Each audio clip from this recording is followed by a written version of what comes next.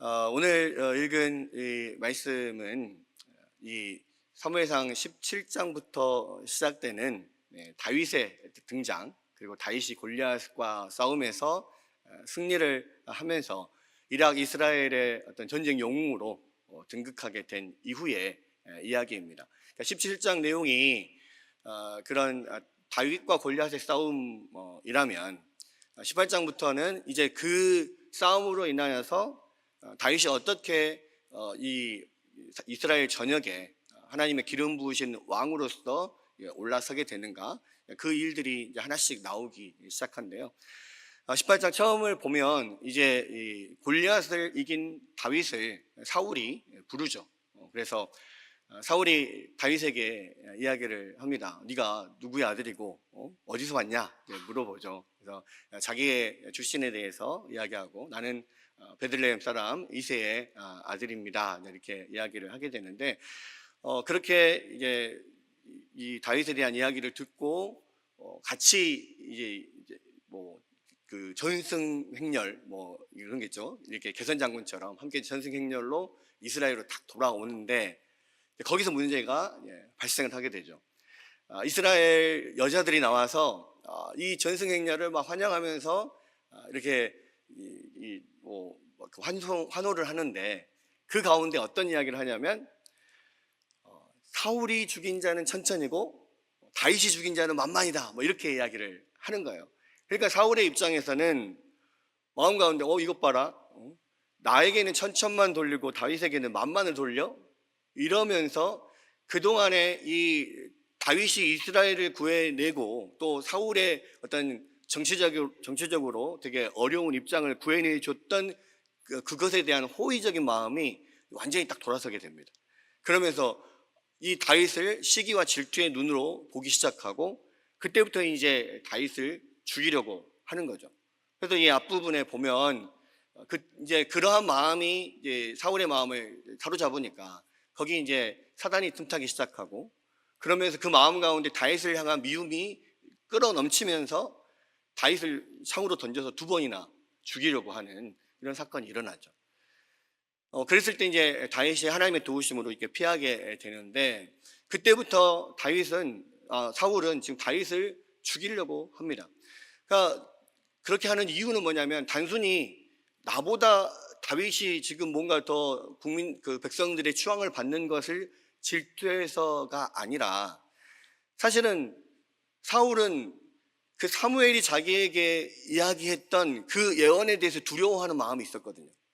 그러니까 이미 사울은 여호와의 기름 부음 받은 왕이었지만, 그 사무엘을 통하여서 이 하나님께 당신이 불순종했기 때문에 하나님께서 당신의 나라를 가져다가 당신의 좋은 이웃에게 그 나라를 줄 것입니다, 그렇게 이야기를 했거든요.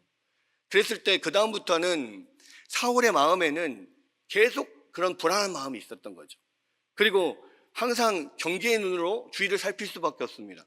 내 주위에 과연 누구에게 하나님이 이 나라를 주실 것인가, 그런 눈으로 계속 살펴보는데, 마침 갑자기 이 블레셋과의 전쟁에서 골리앗을 죽임으로써 전쟁 영웅으로 부상한 이 다윗이 자기보다 더 추앙을 받게 되니까, 이 다윗에게 하나님이 나의 나라를 이렇게 넘겨주시려고 하나 보다라는 생각을 갖게 되는 거예요. 그러니까 그때부터는 이제 다윗을 어떻게든지 죽이려고 여러 가지 계략을 짭니다. 지금 오늘 읽은 본문 앞에서는요, 단순히 이제 사단이 그에게 임해서 그냥 다윗을 창으로 던져 죽이려고 했지만 실패를 하죠. 이제 그 다음부터는 어떤 생각을 하게 되냐면, 그냥 내가 직접적으로 죽이면 안 되겠구나라는 생각을 하게 되는 거예요. 그러면 이 사울의 입장에서는 정치적인 나름대로의 그 위치가 있잖아요. 사울은 뭡니까? 이스라엘의 지금 왕으로 있어요. 다윗은 골리앗과의 싸움을 통해서 전쟁 영웅으로 지금 갑자기 급부상을 했지만, 사실은 이 베들레헴의 시골에 아주 이새의 막내 아들, 존재감도 없던 그런 사람이었는데 이제 막 지금 뜨는 거거든요. 실제적으로 이 사울과 다윗은 위치가 굉장히 엄청난 차이가 지금 있는 겁니다. 그러니까 한두 번은 다윗을 직접적으로 죽이려고 했지만 그 이후로는 더 이상 그렇게 드러내놓고 할 수가 없어요. 왜? 자기 위신이 있죠. 이스라엘 왕으로서 자기 위신이 있는데 이제 청년도 안 되는 이 소년 이 국민적 영웅으로 등극을 했지만 그러한 다윗을 죽인다, 자기가 직접적으로 창을 던져서 뭔가 위해를 가하고 죽인다, 그것은 위신에 맞지 않는 거예요. 그러니까 이제 어떻게 됩니까? 모르게 음모를 꾸미는 거죠. 자기가 죽이지 않는 것처럼 꾸며서 뭔가 이 다윗을 죽이려고 합니다. 그 음모가 나오는 게 이제 오늘 18장 17절에서 30절 말씀인데, 이 말씀에 사울의 두 번의 음모가 나와요. 근데 그 두 번의 음모가 다 뭐냐면 자기의 딸들을 이용하는 겁니다. 그러니까 자기의 큰딸 메랍, 그리고 그 작은 딸 미가를 이용해서 다윗을 죽이려고 하는 거예요. 그 장면이 나오는데요. 우리 함께 살펴보겠습니다. 우리 17절에 사울이 다윗에게 이르되 내 맏딸 메랍을 내게 아내로 주리니 오직 너는 나를 위하여 용기를 내어 여호와의 싸움을 싸우라 하니 이는 그가 생각하기를. 자, 여기에서 보면 이 첫 번째 계획이 뭐냐면 자기 맏딸 메랍을 이 다윗과 결혼을 시키려고 하는 거예요. 근데 자기 맏딸 메랍을 다윗과 결혼을 시키는 것을 통해서 어떻게 다윗을 죽이려고 하느냐? 결혼을 시키면서 어떻게 죽이려고 하지? 그게 뭐냐? 다윗에게 메랍을 주는 대신에 너는 여호와를 위하여서 용기를 내어 여호와의 싸움을 싸우라, 이렇게 지금 이야기를 하는 겁니다. 조건을 거는 거죠. 내가 내 딸 메랍을 너에게 줄 테니까 너는 가서 전쟁터에서 열심히 여호와의 싸움을 싸워라. 네가 그 골리앗을 쳐서 죽였던 것처럼 너는 칼과 창과 단창으로 나에게 나오지만 나는 만군의 여호와 하나님의 이름으로 너에게 나간다, 이렇게 말했듯이 그 여호와의 전쟁을 네가 열심히 싸워라. 그러면 내가 내 딸을 주겠다, 이렇게 이야기를 하는 거예요. 이것은 어떻게 보면 타당한 것 같습니다. 골리앗을 죽일 만큼의 전투력을 가졌고 또 그러한 전과를 올린 다윗, 그 다윗에게 전과를 많이 올릴 수 있는, 공을 많이 세울 수 있는 어떤 장을 마련해주고 그것을 통해서 어떤 자기의 딸을 데려갈 수 있도록 기회를 주는 것처럼 보이잖아요. 그러니까 이게 중요한 거죠. 다른 사람들 눈에는 공평하게 처리하는 것처럼 보이는 게 중요합니다. 그런데 그 속마음은 뭐예요? 이는 그가 생각하기를 내 손을 그에게 대지 않고 블레셋 사람들의 손을 그에게 대게 하리라 함이라. 그러니까 겉으로 보기에는 타당하게 그 국민적인 영웅에게 자기 딸을 줄 정도의 어떤 호의도 표하고 그런 장을 마련해 주는 것 같지만 사실은 그것을 이용해서 지금 다윗이 전장에 나가서 죽기를 바라는 거예요. 어디서 많이 본 듯하지 않습니까? 나중에 다윗도 똑같은 짓을 해요. 그죠?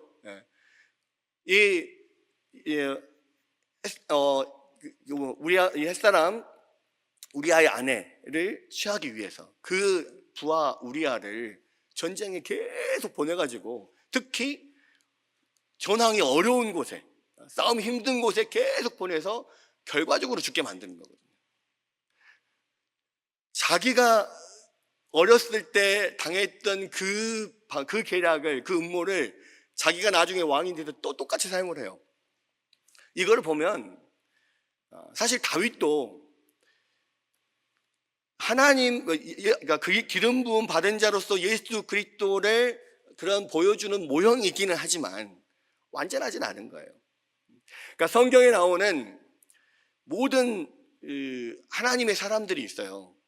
특히 그 사람들 중에 아주 중요한 사람들이 있습니다. 그 사람들이 누구냐면 아담, 아브라함, 모세, 다윗, 이런 사람들이에요. 요셉도 나중 생각할 수 있습니다. 왜 그 많은 사람들 중에 그런 사람들이 중요하냐? 바로 그들이 나중에 오실 기름 부음 받을 자 메시아 예수 그리스도를 보여주는 모형이거든요.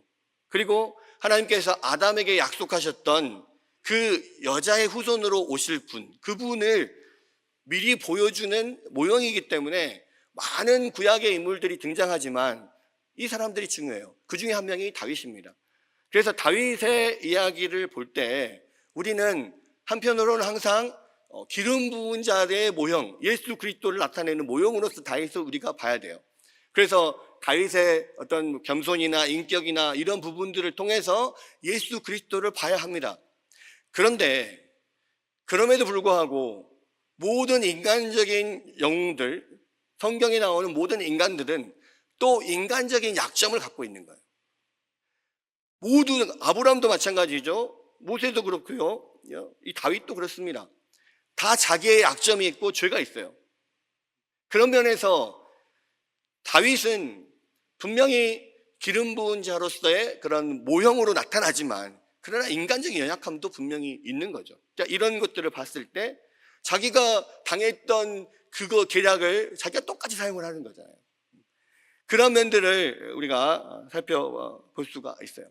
어쨌거나 이 사울의 입장에서는 그냥 자기가 다윗을 시기하고 질투하고 죽이려고 한다고 하는 오해를 받지 않고 자연스럽게 다윗을 죽이기 위해서 메랍 자기 딸을 포상으로 내걸면서 다윗을 계속 전쟁터로 내보내려고 한 거예요. 그런데 이 사울은 자기가 그렇게 이야기를 했을 때요, 다윗이 아이고 감사합니다 하고 딱 받을 줄 알았어요. 그런데 오늘 보니까 뭐라고 이야기를 합니까? 18절에 다윗이 사울에게 이르되 내가 누구며 이스라엘 중에 내 친속이나 내 아버지의 집이 무엇이기에 내가 왕의 사이가 되리까 하였더니, 이건 누구나, 아니 왕의 딸을, 공주를 아내로 준다고 하는데 이것을 거절할 사람이 있습니까? 이것을 보면서 와, 이 다윗은 정말 겸손한 사람이구나, 뭐 이렇게 생각할 수도 있어요. 근데요, 한편으로는 그 뒤에 또 다윗만의 속사정도 있는 것 같아요. 왜 그러냐면 나중에 이제 두 번째 딸 미갈이 다윗을 좋아한다라는 이야기를 듣고 이 미갈을 다윗에게 줄 때 어떤 부분에 걸리는 면이 있었냐면, 처음에는 다윗도 다시 미갈을 준다고 했을 때 그것을 거절합니다. 그런데 나중에 그것을 받아들이게 된 결정적인 계기가 있었어요. 그게 뭐냐면 사울이 신부 대금을 다윗에게서부터 그냥 그 많은 재산이나 뭐 이런 것들로 받지 않고 가서 블레셋 사람의 포피 100개를 배워서 오면 그것을 내가 신부 지참금으로 받겠다라는 이야기를 듣고 오케이 알겠습니다 하고 가거든요. 이게 무슨 이야기냐면, 지금 다윗이 사울에게 이르되 내가 누구며 이스라엘 중에 내 친속이나 내 아버지 집이 무엇이기에 내가 왕의 사이가 되리까 한 것은 다윗의 겸손한 표현이기도 하지만 사실이기도 해요. 그러니까 지금 다윗은요 굉장히 미천한 집안인 거예요. 그동안에는 전혀 존재감이 없던 베들레헴 에브랏 시골의 촌장 같은 그런 2세의 그 아들들 중에서도 특별히 존재감이 없는 막내였단 말이에요. 근데 그 막내가 골리앗을 죽임으로써 지금 굉장히 국민적인 영웅으로 급부상을 했잖아요. 그런데 여러분, 그렇게 국민적 영웅으로 급부상을 했지만 자기의 집안이 왕의 사이가 될 만한 집안은 아니에요. 그렇죠? 왜냐하면 왕의 사이가 될 만한 집안이라면 나름대로 어느 정도 이스라엘에서 나름 난다 긴다 하는 그런 집안의, 그런 부모의, 그런 재산의, 그런 지위의 위치에 뭐 그런 정도가 있어야 나름대로 급이 맞을 거 아닙니까? 근데 사울 왕가와 이 2세의 막내 아들 목동하던 다윗은요 전혀 급이 맞지 않는 거예요. 그리고 만약에 그것을 급을 맞춰서 어떻게든 결혼을 하려고 생각하면 그 차이만큼의 엄청난 신부 대금, 지참금을 보내야 되는 거예요. 그렇죠? 그러니까 이게 보통 우리는 결혼이라고 하는 것을 한 남자와 한 여자가 사랑해서 만나서 결혼하면 끝 이렇게 생각을 하지만, 결혼을 일륜지대사라고 하는 이유가 무엇입니까? 결혼이 한 남자와 한 여자가 만나는 게 아니라 한 가문과 다른 가문, 두 가문이 만나는 거잖아요. 그러다 보니까 결혼을 할 때 그렇게 갈등이 많은 거예요. 뭐 여러 가지, 지금 여기서 뭐 신부대금 맛도 마찬가지지만 뭐 집을 어떻게 하냐, 혼수를 어떻게 하냐, 뭐 또 지방마다 뭐 신부 지참금 같은 게 있단 말이에요. 뭐 서로 이렇게 함값이라고 하잖아요. 뭐 그것을 어떻게 주고 받느냐, 얼마를 받았느냐, 그것을 많이 받으면 내가 나름대로 어떤 저 상대방으로부터 되게 이렇게 우대를 받았다, 뭐 이렇게 생각을 하고, 아니면 또 내가 우리를 무시했다, 뭐 이렇게 생각하고, 뭐 여러 가지 그런 면이 있잖아요. 우리 한국도 그런데, 그냥 일반적인 가정이 결혼을 할 때도 그런데, 왕가가 공주를 시집을 보내는데 그런 것 생각하지 않겠습니까? 그러니까 다윗의 입장에서 봤을 때는 전혀 그것을 할 수가 없는 거예요, 자기 집안에서는. 그러니까 한편으로는 다윗의 겸손함도 드러나지만 또 한편으로는 현실적인 문제가 있었다고요. 그러니까 이제 거기에 대해서 다른 이렇다 저렇다 말이 없어요. 그냥 거절한 것으로 끝나버립니다. 내가 왕의 사위가 되겠습니까? 이렇게 이야기한 다음에 19절에 보니까 사울의 딸 메랍을 다윗에게 줄 시기에 몰라 사람 아드리엘에게 아내로 주었더라, 이렇게 되어 있거든요. 성경은 이 부분에 대해서 이렇다 저렇다 말이 없습니다. 근데 한편으로는 제가 처음에 읽을 때는 사울이 이렇게 변덕이 심해, 사람이. 왜 이랬다 저랬다 해? 다윗에게 준다 했다가 아무 말 없이 갑자기 또 다른 사람에게 자기 딸을 줘버려? 야, 이거 못된 사람이네, 이렇게 생각할 수 있거든요. 근데 성경은 이 면에 대해서 어떤 면에서도 사울의 잘못됨을 지적하지 않습니다. 그러니까 그 말은 무슨 말이냐면, 결국 이제 뒤에 미갈 때의 내용들을 좀 살펴보면, 다윗이 그것을 받아들이지 못했고 거절했던 이유, 그리고 그 거절에 대해서 사울이 더 이상 뭐라고 할 수 없었던 이유가 있었구나라는 것을 알 수가 있는 거죠. 그러니까 근데 이제 사울의 입장에서는 이게 전혀 예상을 못했어요. 그런 것까지는 깊이 생각을 못한 거예요. 그냥 단순히 사람이 막 어떤 시기와 질투에 불타 있으면 어떻게든 하나의 건수를 잡아가지고 그 사람을 죽이려고 하니까 그런 디테일한 면에는 신경을 못 썼고, 결국은 다윗이 그냥 거절을 하니까 그것으로 그 음모가 끝나버린 거예요. 예, 그렇게 해서 이제 더 이상은 안 되겠다 생각을 하는데, 이 사울의 마음에는 그 다윗을 한 번의 시도를 통해서 실패했다고 다윗을 가만히 두겠어요? 가만히 둘 수가 없죠. 왜냐하면 지금 다윗은 자기의 최고의 정적으로 지금 부상가 있거든요. 어떻게든 죽여야 돼요. 그래야 자기의 왕의 자리를 보존할 수 있습니다. 여러 가지로 다시 고민하고 있겠죠. 그런데 마침, 그래서 보니까 20절에 사울의 딸 미갈이 다윗을 사랑하며 어떤 사람이 사울에게 알린지라 사울이 그 일을 좋게 여겨. 자기 맏딸 메랍은 메랍이 다윗을 사랑해서 결혼을 시키려고 했던 게 아니라 그냥 자기의 생각에 음모를 통해서 어떻게든 딸을 통해서 다윗을 죽이겠다 이렇게 생각을 하고 지금 그 일을 추진했는데 실패를 했죠. 그런데 마침 이 둘째 딸 미갈이 다윗을 이 남자로서 사랑하게 됐다는 이야기를 딱 듣게 된 거예요. 그렇게 옳았구나, 됐다. 이 미갈을 이용하면 되겠다. 그래서 그 일을 좋게 여긴 겁니다. 그러면서 21절에 뭐라고 합니까? 스스로 이르되 내가 딸을 그에게 주어서 그에게 올무가 되게 하고 블레셋 사람들의 손으로 그를 치게 하리라 하고, 이에 사울이 다윗에게 이르되 내가 오늘 다시 내 사위가 되리라 하니라.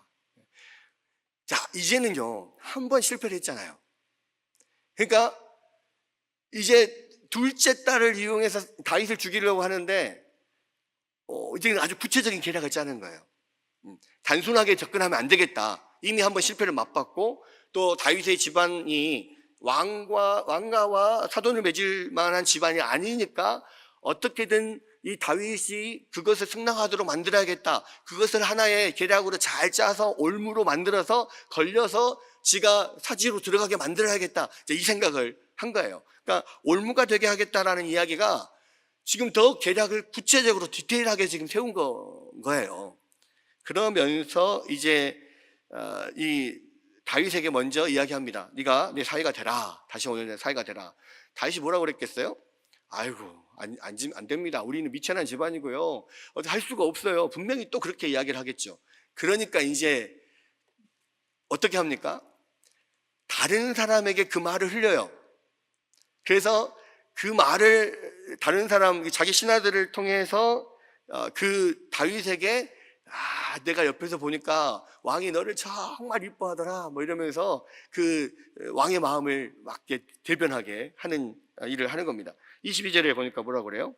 사울이 그의 신하들에게 명령하되 너희는 다윗에게 비밀히 말하여 이르기를 왕이 너를 기뻐하시고 모든 신하도 너를 사랑하나니 그런즉 내가 왕의 사위가 되는 것이 가하니라 하니라.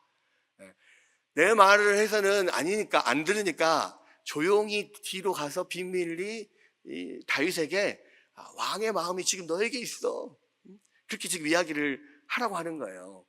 그래서 이 다윗이 이게 그 신하를 통해서, 그러니까 왕이 직접 말했을 때는 약간 그런 생각이 있는 거죠. 이미 첫 딸 메랍을 자기한테 시집 보내려고 했다가 실패했고 그게 안 됐잖아요. 근데 또 다시 미가를 나에게 준다라고 했을 때 왜 왕이 지금 다시 또 나한테 딸을 주려고 하지? 왕의 마음은 뭐지? 약간 의심스러울 수도 있고, 그러니까 이제 그런 부분에 대해서 다른 사람을 통해서 그 말을 듣게 하는 거죠. 왕의 마음은 진짜 다른 의도가 있는 게 아니고 정말 네가 너무 마음에 들고 또 그 딸 미갈이 너를 사랑한다고 하니 그런 큰 집안의 격차에도 불구하고 결혼을 시키려고 하는 거다. 지금 그렇게 이야기를 하게 만드는 겁니다. 근데 또 그것을 들은 다윗이 뭐라고 그래요? 23절에 사울의 신하들이 이 말을 다윗의 귀에 전하매 다윗이 이르되 왕의 사위 되는 것을 너희는 작은 일로 보느냐? 나는 가난하고 천한 사람이라 한지라.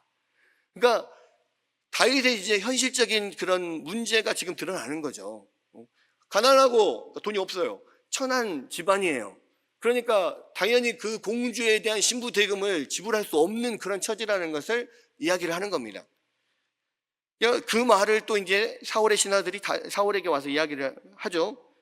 그러니까 뭐라고 합니까? 25절에 사울에 이르되 너희는 다윗에게 이같이 말하기를 왕이 아무것도 원하지 아니하고 다만 왕의 원수의 보복으로 블레셋 사람들의 포피 100개를 원하신다 하였으니 이는 사울의 생각에 다윗을 블레셋 사람들의 손에 죽게 하리라 함이라. 26절 사울의 신하들이 이 말을 다윗에게 아뢰매 다윗이 왕의 사위가 되는 것을 좁게 여김으로. 보십시오.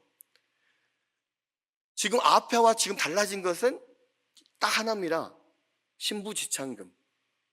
이게 해결이 되니까 이제 다윗이 그 사울의 이야기를 받아들이는 거예요.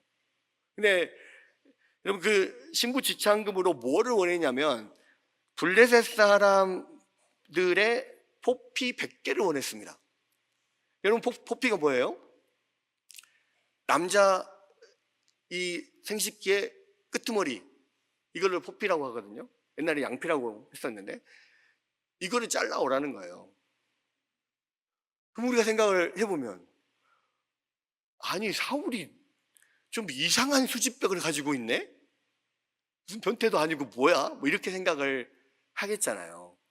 근데 그러니까 원수의 보복으로서 블레셋 사람 100명을 죽여와라, 지금 이 이야기인데 그거에 대한 증거로 포피를 가지고 오라는 거예요. 내가 그 사람을 블레셋 사람 100명을 죽였다는 증거로 포피를 가져오라는 겁니다.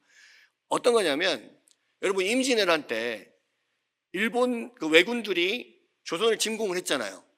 그때 많은 일본 병사들이요 조선 군대를 물리치고 자기들이 사람들을 얼마를 죽였다라고 그 증거를 남겨갔어야 돼요.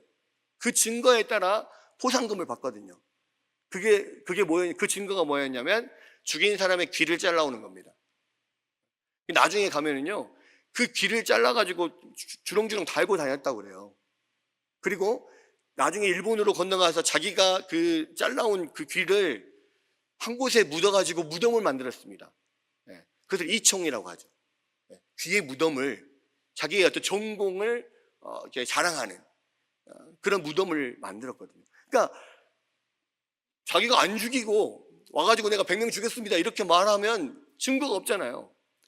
그러니까 그 증거를 가져와라고 했는데 블레셋 사람들의, 죽인 블레셋 사람들의 포피를 가져오라는 거예요. 왜 그렇습니까? 이방인들이기 때문에 할례를 받지 않아요. 그러니까 당연히 포피를 잘라올 수가 있죠. 두 번째, 여러분, 귀를 잘라오는 것은 그나마 좀 나아요. 근데 죽인 병사의 포피를 자르려면 어떻게 해야 돼요? 옷을 다 벗겨야 돼요. 그리고 또 죽은 병사의 성기의 끝부분을 잘라와야 돼요. 그게요, 얼마나 번거롭습니까? 그러니까 귀를 잘라오는 것은 죽인 다음에 그만 탁 잘라서 가면 돼요. 금방 몇 초면 끝날 일이야. 근데 죽인 병사의 포피를 자르려면 옷 다 벗기고 갑옷 다 벗겨서 그것을 잘라가지고 그렇게 와야 돼요. 그러면 그게 시간이 얼마나 많이 걸리겠어요? 그러니까 그것을 잘라오는 동안에 또 다른 적군들이 와가지고 다윗을 죽이게 만들려고. 그래서 어렵게 증거를 가져오게 만드는 거예요. 게다가 여러분, 그 포피를 자르려면 옷을 다 벗기고 무장을 해줘가지고 포피를 자른 다음에 다시 옷을 입혀주고 안녕히 계십시오 그렇게 갈까요? 그럴 시간이 어디 있어요? 벗겨서 자른 다음에 그냥 가지.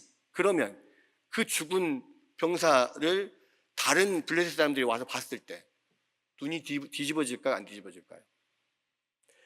사람을 죽인 것도 지금 마음에 정말 원한이 되는데 그 가족들이 예를 들어서 그 병사가 죽어가지고 옷을 벗겨져가지고 포피가 잘라가지고 피 질질 흘리고 그렇게 그냥 다 벌거 벗겨져 있는 것을 봐봐요.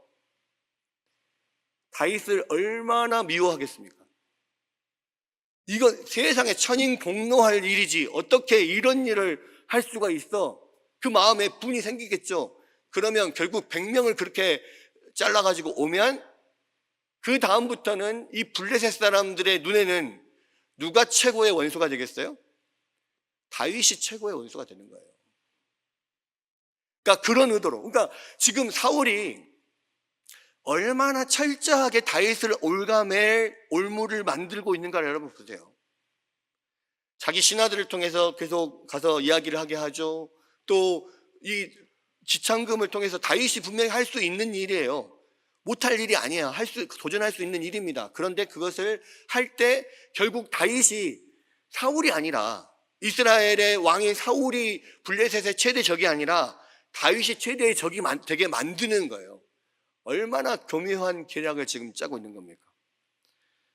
그렇게 해서 지금 도저히 빠져나올 수 없는 일. 그러니까 그 일을 행하면서 시간이 걸리면서 그것을 행하다가 결국 블레셋 사람들에게 포위돼서 다윗이 죽을 경우, 그렇거나 거기에서 그나마 살아왔을지라도 그 다음부터는 블레셋의 모든 포화가 누구한테 가요? 다윗에게 가게 만드는 거예요. 와, 이거는 사울 입장에서는 완벽한 계획이에요. 이거는 뭐 어떻게 할 수 없는, 빼도 박도 못하는, 아니 외통수인 거예요. 이거 외통수.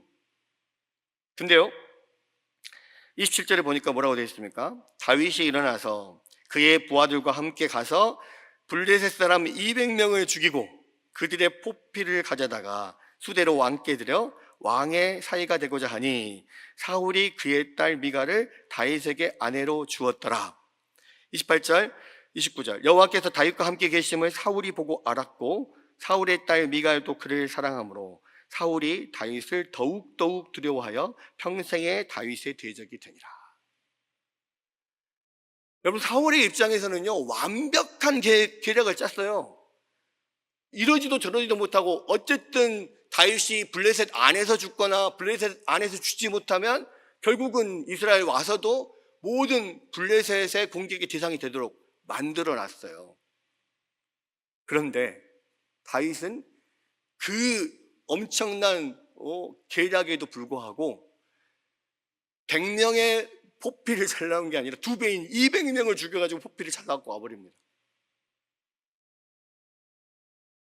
그러니까 100명의 포피면 충분히 다윗을 죽일 것이라고 생각을 했어요. 근데 그 2배의 일을 해버린다니까요. 근데 그 일이 어떻게 일어난 거냐면, 도저히 그냥 다윗의 실력으로 봤을 때, 또는 사람의 어떤 생각으로 봤을 때는 도저히 일어날 수 없는 일이에요. 근데 어떻게 일이 됐습니까? 28절, 여호와께서 다윗과 함께 계심을 사울이 보고 알았고. 그러니까 이것을 보고요, 진짜 뒤집어지는 거예요. 자기는 다윗이 절대로 발뺌할 수 없는 그런 외통수를 쳤다라고 생각을 했는데, 그걸 하나님이 다윗을 구해줘 버리시네. 이건 하나님이 함께 하지 않으시면 절대로 할 수가 없는 일이에요. 여러분, 사울의 마음에는 그런 마음이 있었을 거예요. 다윗이 그 블레셋의 엄청난 장수, 막 3m가 넘는 그런 엄청난 키를 갖고 엄청난 힘을 가지고 그 모든 이스라엘 백성들 군대를 덜덜 떨게 만들었던 그 골리앗을 죽인 것은 우연히 던진 물맷돌 한 방에 그냥 그것이 우연히 이 골리앗의 이마에 딱 맞아가지고, 그래서 골리앗이 죽었을 거라고 하는 생각을 갖는 겁니다. 물론 그것이 하나님의 기적적인 역사가 아니면 일어나지 않을 일임에도 불구하고요, 사울의 마음에는 그거 하나 가지고 이게 하나님이 역사를 하셔서 이렇게 됐다라고 생각을 못하는 거예요. 그렇게 인정하기 싫죠. 그러니까 골리앗 한 사람은 어쩌다가 이길 수 있지만, 블레셋 사람 100명을 적진에 들어가 가지고 죽이고 포피를 잘라서 올 동안까지, 그렇게까지는 다윗이 그렇게까지는 못할 거다라고 생각을 한 거예요. 그런데 오히려 그 2배의 일을 해버린 것을 보면서 사울은 진짜 다윗이 하나님이 다윗과 함께하는 사람이구나를 깨닫게 되는 거죠. 그로부터가 어떻게 됩니까? 그 다음부터는 이제 다윗이 더욱 두려워져요. 왜? 자기의 의심이 지금 확신으로 바뀌었거든요. 사무엘이 그에게 지금 예언했던 것처럼 자기의 좋은 이웃에게 자기의 왕권을 빼앗아 주겠다라고 하는 그 당사자가 지금 다윗이구나, 이것을 확신하게 되는 거죠. 그 다음부터는 어떻게 됩니까? 사울이 다윗을 더욱 두려워하여 평생에 다윗의 대적이 돼요. 그리고 적어도 다윗이 블레셋 사람들의 포피 200개를 가지고 왔으면 그 모든 이제 그 화살이, 블레셋 사람의 분노가 다윗에게 지금 다 몰려야 되잖아요. 근데 30절에 뭐라고 합니까? 블레셋 사람들의 방백들이 싸우러 나오면 그들이 나올 때마다 다윗이 사울의 모든 신하보다 더 지혜롭게 행하매 이에 그의 이름이 심히 귀하게 되니라. 이 다윗의 이름이 심히 귀하게 된 것은 뭐냐면요, 블레셋 사람들의 방백들이 싸울 때마다 다윗이 지혜롭게 행하면서, 처음에는 다윗이 분노의 대상이었겠죠. 근데요, 나중에는 시간이 가면 갈수록 이제는 블레셋 사람들에게도 다윗이 존경받는 사람이 되어버리는 거예요. 나중에 그래서 다윗이 나중에 블레셋 사람들에게 칭송을 받게 되고, 또 그들에게 몸을 피하기도 하고, 뭐 이런 일들이 일어나게 되잖아요. 왜 그렇습니까? 블레셋의 원수라고 하면은 가자마자 그냥 잡혀서 죽임을 당해야 돼요. 근데 이때부터 블레셋 사람들에게도 존경받는 사람이 되어버리는 거예요. 이게 하나님이 하시는 일이라고. 여러분, 다윗은 사무엘상 17장에서 전혀 알려지지 않은 그냥 베들레헴 2세 막내 아들, 2세의 아들들 중에서도 전혀 존재감이 없던 막내였어요. 사무엘이 기름 부으려고 갔을 때 아들 다 모여라 했는데 막내가 빠진지도 몰라요. 또 빠졌다고 할지라도 굳이 막내가 그런 기름 부음 받을 사람이라고 생각도 하지 않을 정도로 존재감이 없는 사람이었습니다. 근데 17장에서 골리앗을 죽임으로써 국민적 영웅으로 확 부상했잖아요. 근데 18장에서 이 사울의 음모를 통해서 오히려 다윗이 더 크게 존귀한 사람이 되어버리는 거예요. 그러니까 이 17장과 18장을 비교해 보면요, 하나님의 놀라운 섭리를 볼 수가 있어요.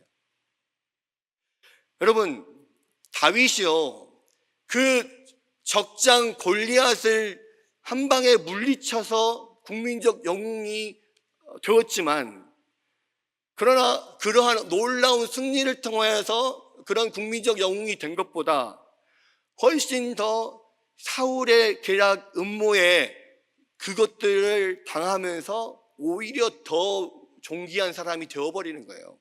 그래서 골리앗을 죽인 승리로 다윗이 그냥 올라가는 것보다 오히려 그 사울에게 핍박을 받고 계략의 음모에 그런 휩싸이면서 오히려 더 다윗이 존귀해져 버리는 거예요. 여러분, 이게 하나님의 놀라운 섭리예요.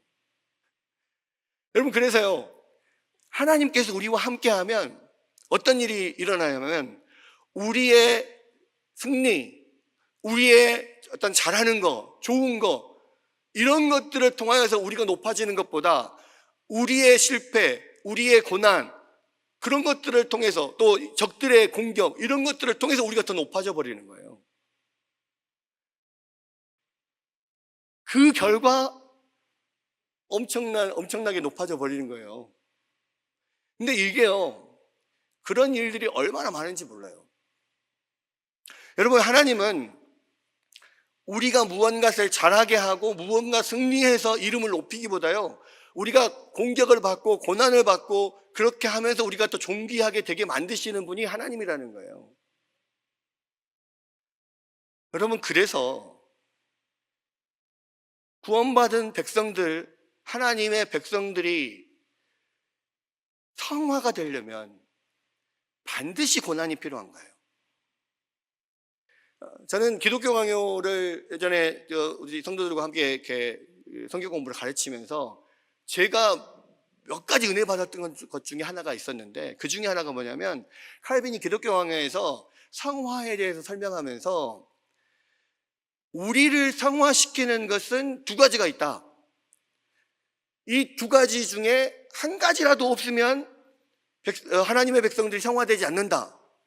그 첫 번째는 성경이고 두 번째는 고난이다.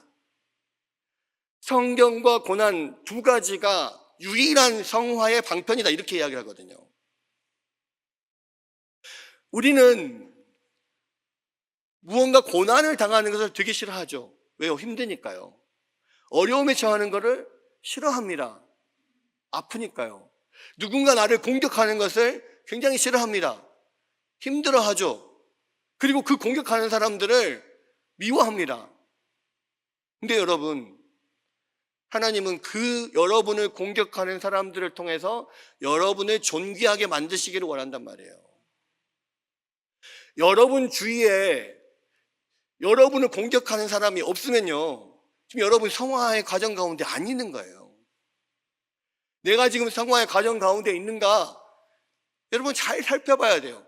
내가 열심히 하나님 말씀을 공부하고 열심히 하나님 말씀을 이렇게 듣고 말씀을 사모하고 있는데 옆에 나를 공격하는 사람이 없다? 그것만으로는 성화가 안 된다고요. 그게 칼빈의 이야기거든요. 하나님은 이 사울과 다윗의 관계를 통해서 결국 이 모든 과정을 겪고 또 그 이후로도 다윗은 끊임없이 오랜 기간 동안 사울의 공격을 받고 그 사울의 손에서 살아나고자 하는 몸부림을 통하여서 결국은 하나님께서 기뻐하실 만한 왕으로 온전히 세워져 가는 거예요. 여러분, 이것이 하나님이 우리를 세우시는 방법입니다. 여러분, 그것이요, 예수 그리스도께서 우리를 위해서 하시는 것과 똑같은 거예요. 예수님이 그 하나님의 사명을 이 놀라운 그런 하나님의 능력으로, 자신의 능력으로 이 모든 로마 제국을 물리치고 그들을 칼로 이김으로써 그렇게 왕의 자리에 등극하게 됐습니까? 그렇게 만유의 주가 되게 하셨습니까? 모든 무릎이 그 앞에 무릎을 꿇게 하셨습니까? 아니잖아요.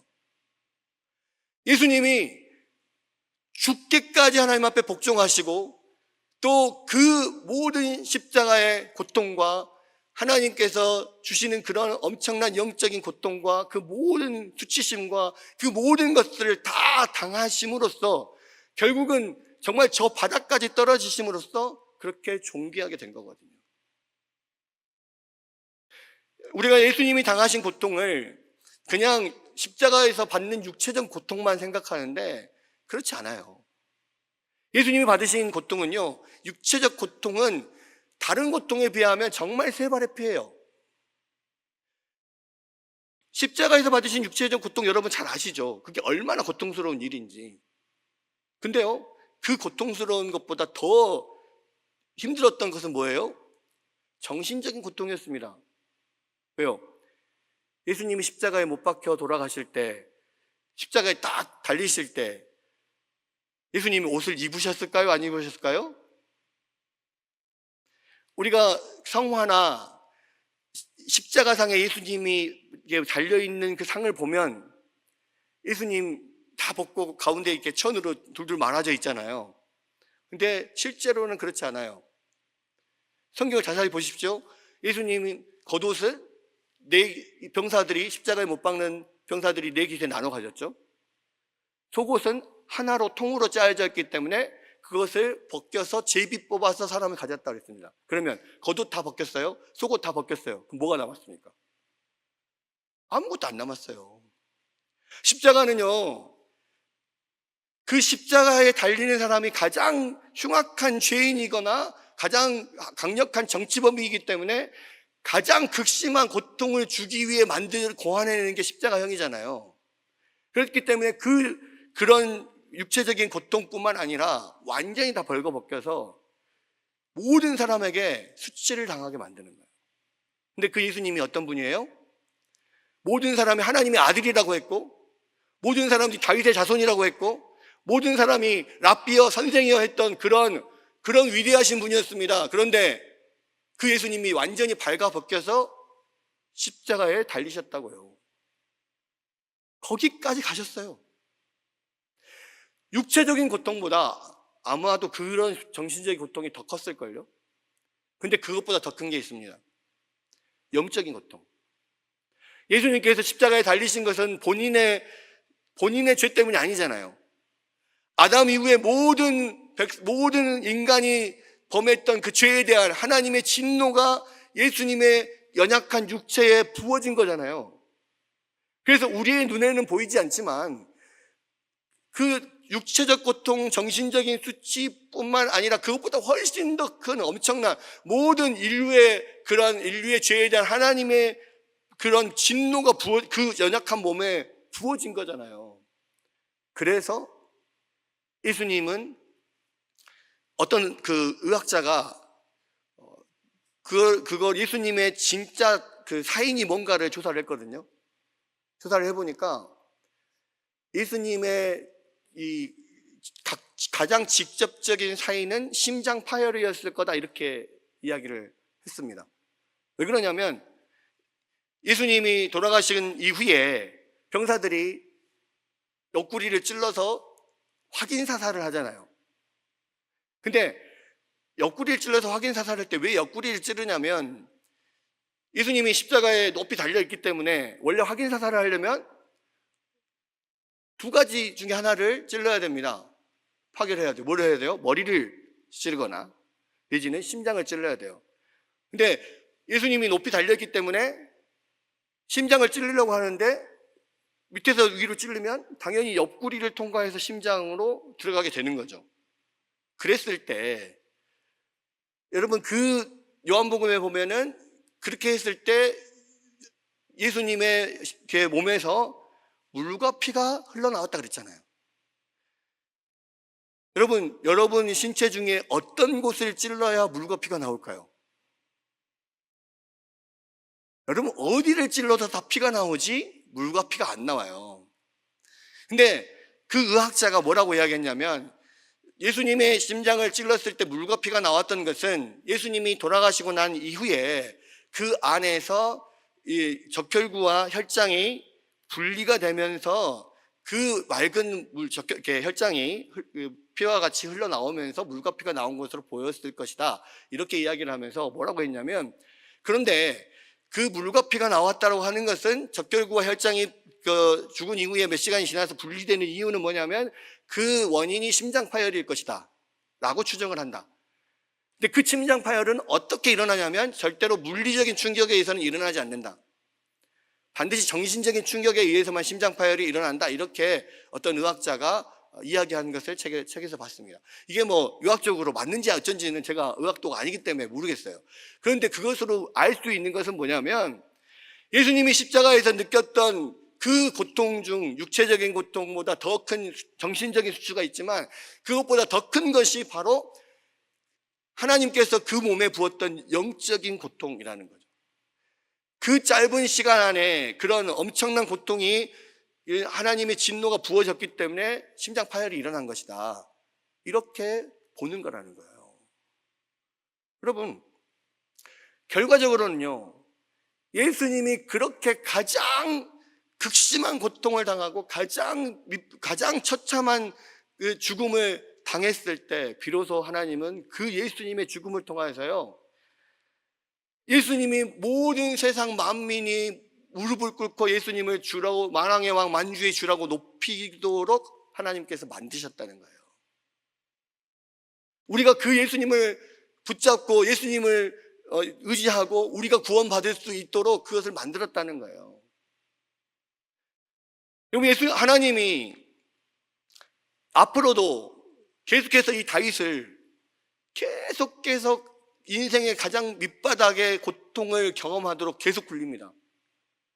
앞으로 얼마나 많은 시간 동안 다윗이 고통을 받는지 몰라요.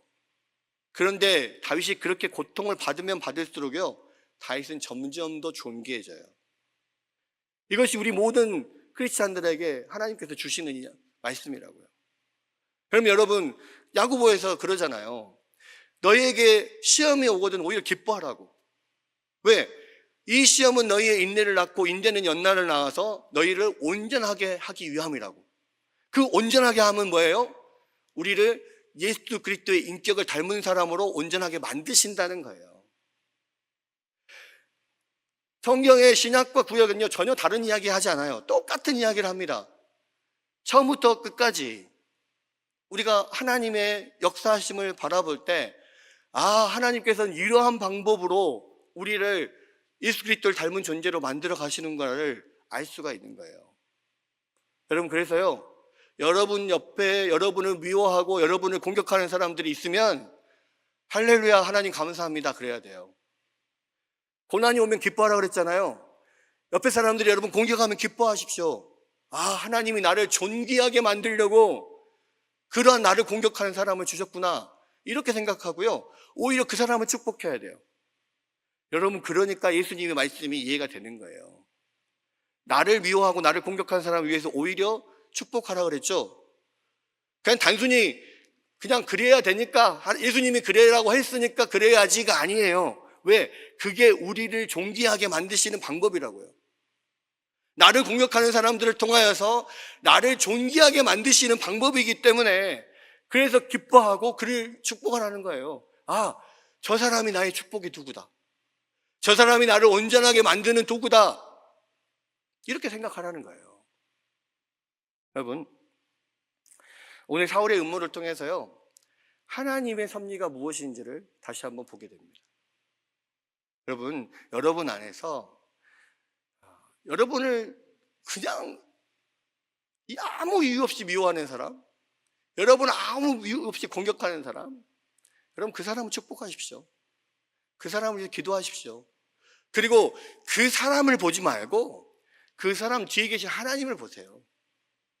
하나님이 나를 축복하시기 위해서 이 사람을 통해서 나에게 고난을 주시는구나. 그리고 그 하나님을 바라볼 때요, 여러분들이 그 힘든 고난과 고통을 이길 수 있고요, 그리고 더 나은 곳을 바라보면서 여러분들이 그런 존귀함에 이를 수가 있습니다. 이 말씀을 생각하면서 하나님, 내가 이 나에게 오는 모든 고난, 나에게 오는 공격, 이것들을 감사하게 하시고 그것들을 통하여서 정말로 예수 그리스도를 닮아가는 하나님의 백성이 되게 하여 주십시오. 기도하는 시간이 되시기를 주의 이름으로 축원합니다.